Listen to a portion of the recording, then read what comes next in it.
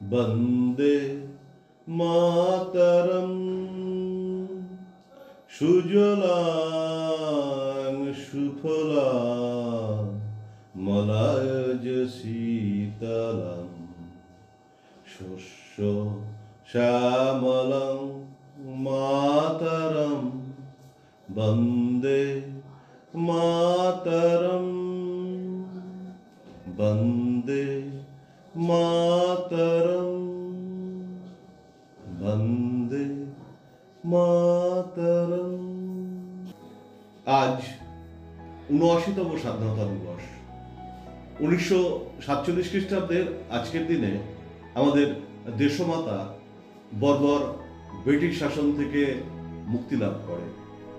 অহিংস, অসহযোগ, আইন অমান্য, সহিংস এবং ভারত ছাড়ো আন্দোলনের পথে প্রায় ১০০ বছরের সুদীর্ঘ সংগ্রামের পরে বিনা বিচারে নৃশংসভাবে হাজার হাজার সাধারণ মানুষের মৃত্যুর পরে দেশমাতৃকার শৃঙ্খল মোচনের জন্য বীর শহীদদের আত্মবলিদানের পরে আমরা পেয়েছি স্বাধীনতা। স্বাধীনতা অর্জনের মূল উদ্দেশ্য ছিল অমানবিক ব্রিটিশ ঔপনিবেশিক শাসন ব্যবস্থার অবসান ঘটিয়ে ভারতবর্ষকে সার্বভৌম গণতান্ত্রিক রাষ্ট্র হিসাবে প্রতিষ্ঠা করা, যেখানে থাকবে অর্থনৈতিক স্বাধীনতা, সামাজিক ন্যায় বিচার, সাংস্কৃতিক স্বাতন্ত্রতা এবং ঐক্য ও সংহতি। কিন্তু স্বাধীনতার ঠিক পূর্ব মুহূর্তে ব্রিটিশ ভারতীয় সাম্রাজ্য বিভাজিত হয় ধর্মের ভিত্তিতে, ফলে পাকিস্তানের জন্ম ঘটে। অবিভক্ত ভারত জুড়ে শুরু হয় সাম্প্রদায়িক দাঙ্গা। আনুমানিক ২০ লক্ষ মানুষ প্রাণ হারান। ১,৫০,০০,০০০-এরও বেশি মানুষ বাস্তুহারা হন। এই বিভাজনের কারণে স্বাধীনতা লাভের আনন্দ ব্যাহত হয়েছিল এবং আজও আমরা তার কুফল ভোগ করে চলেছি। শোনাবো দুজন স্বাধীনতা সংগ্রামীর কথা।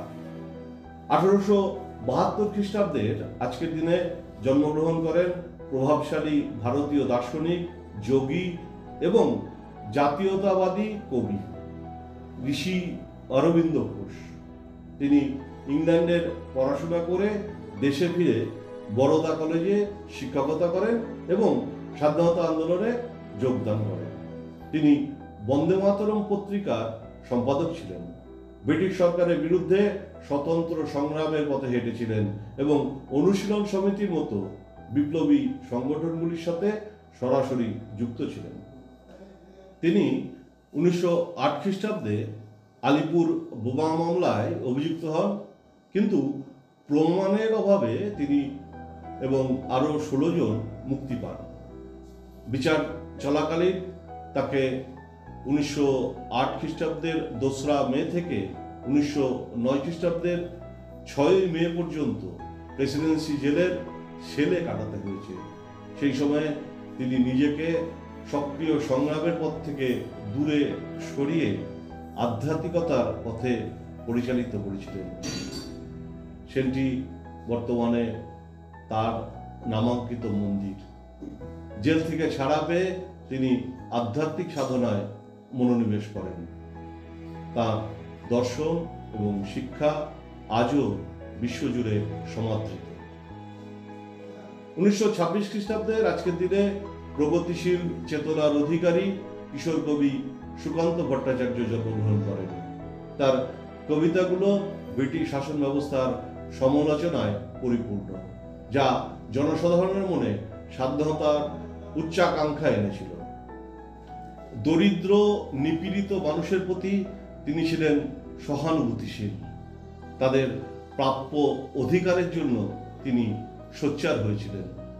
তার কবিতাতে সামাজিক বৈষম্য ও শ্রেণী সংগ্রামের পরিষ্কার ছবি ফুটে উঠেছে। তিনি কমিউনিস্ট পার্টির সক্রিয় সদস্য ছিলেন এবং স্বাধীনতা পত্রিকার কিশোর সভা বিভাগের সম্পাদক ছিলেন। তরুণ সমাজকে স্বাধীনতা আন্দোলনে উদ্বুদ্ধ করতে তার কবিতা উল্লেখযোগ্য ভূমিকা পালন করেছে। তাই তিনি বিদ্রোহী কবি হিসাবে আখ্যায়িত। তার রচনায় দেশপ্রেম, স্বাধীনতার আকাঙ্ক্ষা প্রকাশ পেয়েছে, যা বাঙালি জাতীয়তাবাদকে বলিষ্ঠ করেছিল।